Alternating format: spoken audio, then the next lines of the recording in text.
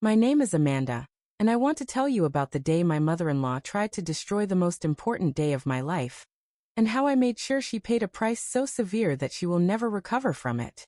This is a story about family warfare, wedding sabotage, and the kind of revenge that changes everything forever. 3 years ago, I was living what I thought was a fairy tale. I had met Marcus at a coffee shop near my office, and from our first conversation, I knew he was different. He was kind, funny, intelligent, and treated me with a respect and tenderness I had never experienced before.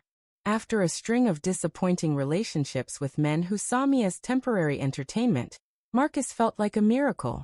We dated for 18 months before he proposed, and every moment felt perfect. He was a successful architect who loved his work, close to his family, and seemed to have his life beautifully organized. The only small concern I had was that he still lived with his mother, but he explained that Patricia had been widowed 5 years earlier and was still adjusting to life alone. He wanted to make sure she was stable and independent before moving out, which I found sweet and responsible. I should have recognized that as the first red flag, but I was too in love to see clearly. My first meeting with Patricia should have been a warning of what was to come. Marcus had built her up as this wonderful, warm woman who was excited to meet me and welcome me into the family. He described her as his best friend, his biggest supporter, and someone who would love me as much as he did once she got to know me. The reality was shockingly different. Patricia was a tall, elegant woman in her late 50s who dressed impeccably and spoke with the kind of refined accent that made you feel underdressed just listening to her. When Marcus introduced us at a family dinner, her smile was perfect and her words were polite, but her eyes were cold as winter and calculating as a predator sizing up prey. "So you are the Amanda we have been hearing about," she said, looking me up and down with barely concealed judgment. "Marcus has told me so much about you. I hope you can live up to all the wonderful things he has said." The comment was perfectly crafted. It sounded like a compliment, but carried an undercurrent of doubt and challenge that made me immediately feel defensive. I spent the entire evening trying to prove myself worthy of her approval, not realizing that approval was never an option she would consider. Over the following months, Patricia launched what I now recognize as a systematic campaign to undermine my relationship with Marcus. Her tactics were subtle but relentless, designed to make me look bad while maintaining her image as the loving, concerned mother. She would invite Marcus to family events and either forget to mention that I was invited too, or remember to invite me so last minute that I could not attend due to work or other commitments.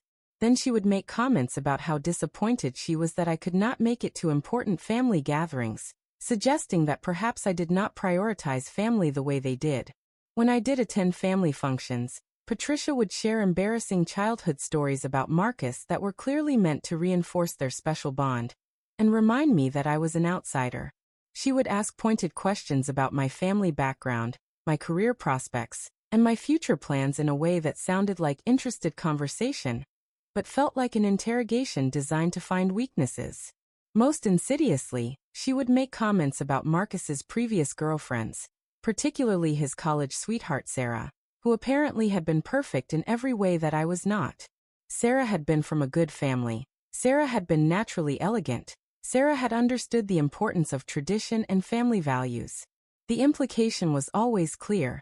Sarah had been worthy of Marcus in ways that I never could be. Marcus, bless his heart, was completely oblivious to his mother's manipulation. When I tried to talk to him about how uncomfortable Patricia made me feel, he would dismiss my concerns as wedding stress or suggest that I was misinterpreting her intentions. Patricia was so skilled at her psychological warfare that she never crossed lines obviously enough for Marcus to notice. And her public persona was so charming that questioning her seemed petty and unreasonable.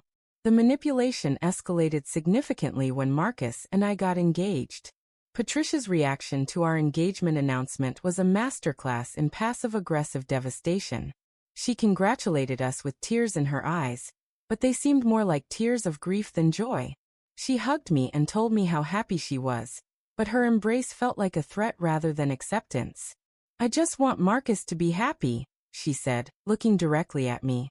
"I hope you understand how precious he is and how important it is that he be with someone who truly deserves him." The wedding planning process became a nightmare of control and manipulation. Patricia had very strong opinions about every detail, from the venue to the flowers to the guest list. She would make suggestions that sounded reasonable, but were clearly designed to reshape our wedding into something that reflected her taste and values rather than ours. When we chose a garden venue that Marcus and I both loved, Patricia expressed concern about the weather and suggested that perhaps a more traditional church setting would be more appropriate. When I selected a simple, elegant dress that made me feel beautiful, Patricia worried aloud that it might not be formal enough for such an important occasion. Most frustratingly, she positioned herself as the expert on what Marcus would prefer, constantly saying things like, "Marcus has always dreamed of a church wedding," or "Marcus loves traditional music, not the modern songs you have chosen." When I would ask Marcus about these supposed preferences, he would look confused and say he had never expressed any such opinions. But Patricia's masterpiece of manipulation was yet to come. 2 weeks before our wedding, Patricia offered to help with some of the final preparations. She volunteered to coordinate with the florist, confirm details with the caterer, and handle some of the last-minute logistics that were causing me stress. At the time, I was grateful for the help and saw it as a sign that she was finally accepting me into the family. I should have known better. The morning of our wedding started with a phone call that made my blood run cold. The florist was calling to confirm that I wanted to proceed with the changes that Patricia had made to our flower arrangements. According to the florist, Patricia had called the day before to modify our order, changing our beautiful white and blush pink roses to cheap chrysanthemums in garish orange and yellow colors that she claimed were more festive and appropriate for a garden wedding. I called Patricia immediately, my hands shaking with rage and panic. "Patricia, what did you do to our flowers?" Her response was smooth and innocent. "Oh darling, I thought you knew. I spoke with the florist about some cost-saving measures, since I know how tight your budget has been. Those roses were so expensive, and I thought the chrysanthemums would be more practical and still lovely." "You changed my wedding flowers without asking me?" I could barely control my voice. "I was trying to help. I thought you would appreciate someone looking out for your financial interests. If you prefer the roses, I am sure we can change them back, though it might be too late now." Of course it was too late. The florist explained that the roses had been sold to another customer, and that recreating our original arrangements would be impossible on such short notice. But the flowers were just the beginning. When I arrived at the venue for hair and makeup, I discovered that my wedding dress had been accidentally damaged. According to the bridal shop, someone claiming to be my mother had picked up the dress for final alterations, and had somehow managed to tear the delicate lace on the bodice and stain the skirt with what appeared to be red wine. The shop was mortified and offered to do everything they could to repair the damage, but there was no way to fully restore the dress to its original condition. I would be walking down the aisle in a dress that looked like it had survived a battle. Patricia arrived at the venue looking perfectly put together, and expressing shock and sympathy about the dress situation. "Oh Amanda, you poor thing. What a terrible accident. But you know, these things happen, and you will still look beautiful. Marcus loves you for who you are, not what you wear." Her words were supportive, but something in her eyes looked almost satisfied, as if she was enjoying my distress. The disasters continued throughout the day. The caterer called to say there had been a miscommunication about our menu, and instead of the elegant dinner we had planned, they had prepared a basic buffet with foods that neither Marcus nor I particularly liked. The DJ announced that there had been a mix-up with our music playlist, and instead of the carefully curated songs that were meaningful to us, he had a generic collection of older music that seemed chosen to appeal to Patricia's generation rather than ours. By the time I was supposed to walk down the aisle, I was a wreck. My dress was damaged, my flowers were hideous, my reception was ruined, and I felt like I was living through a nightmare rather than my dream wedding. But the worst was yet to come. During the ceremony, as Marcus and I were exchanging vows, Patricia stood up in the middle of his heartfelt speech about our love and interrupted to share a memory. Without asking permission or waiting for an appropriate moment, she launched into a long story about Marcus's relationship with his ex-girlfriend Sarah, describing in detail how perfect they had been together, and how heartbroken she had been when they broke up. The entire wedding party and all our guests sat in stunned silence, as Patricia essentially gave a eulogy for Marcus's previous relationship during our wedding ceremony. Marcus looked mortified, I felt humiliated, and the beautiful moment we had planned was completely destroyed. But Patricia was not finished. During the reception, she gave a speech that was supposedly a toast to our happiness, but was actually a thinly veiled character assassination.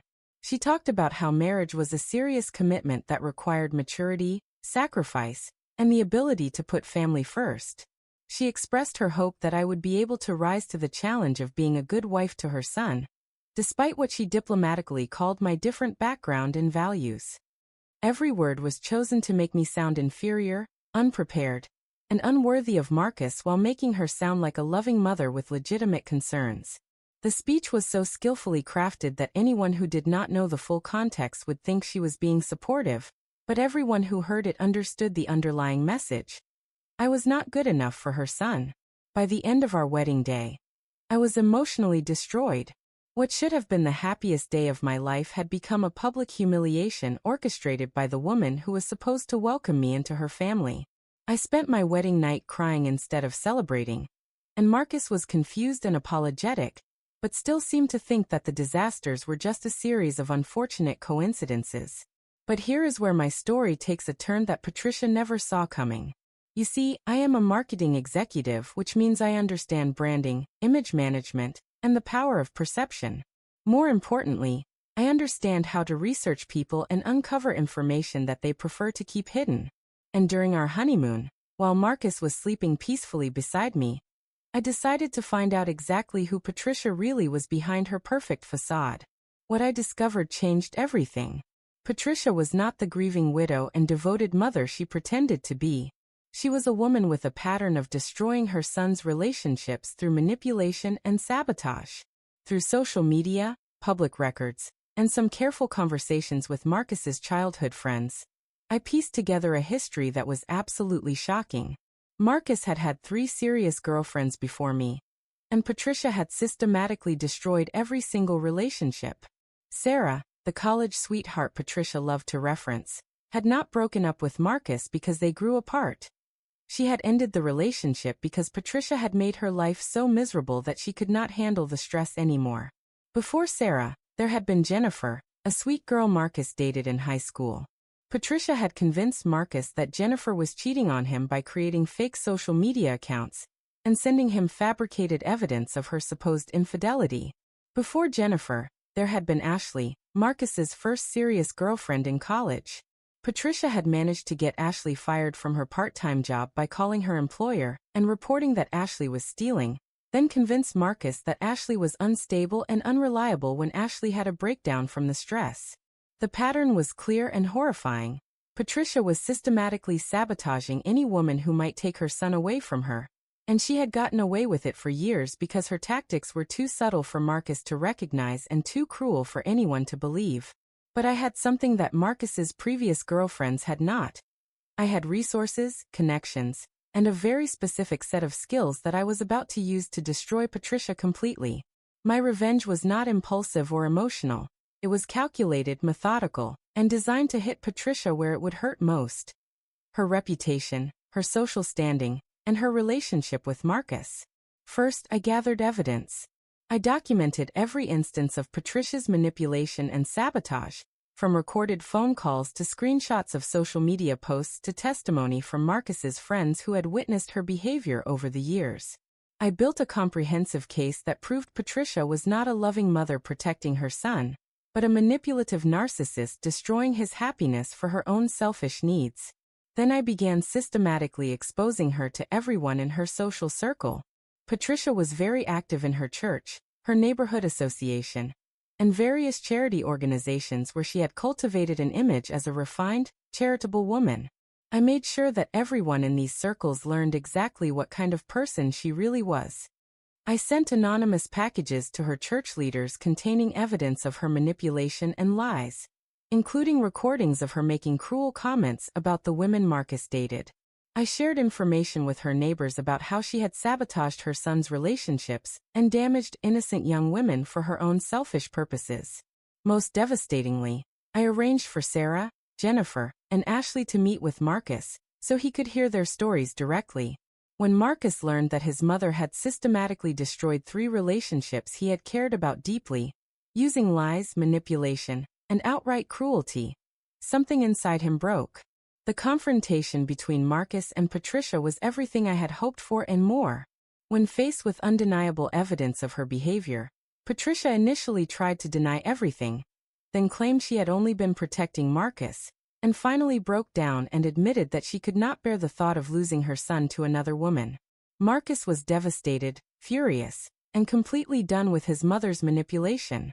He moved out of her house that same day and told her that until she got professional help and made amends to all the women she had hurt, she was not welcome in our lives. But my revenge was not complete yet. I made sure that Patricia's wedding sabotage was exposed publicly. I shared the story of our ruined wedding on social media, complete with photos of the damaged dress, the hideous flowers, and video of her inappropriate speech during our ceremony. The story went viral in our local community, and Patricia became known as the monster-in-law who had sabotaged her own son's wedding.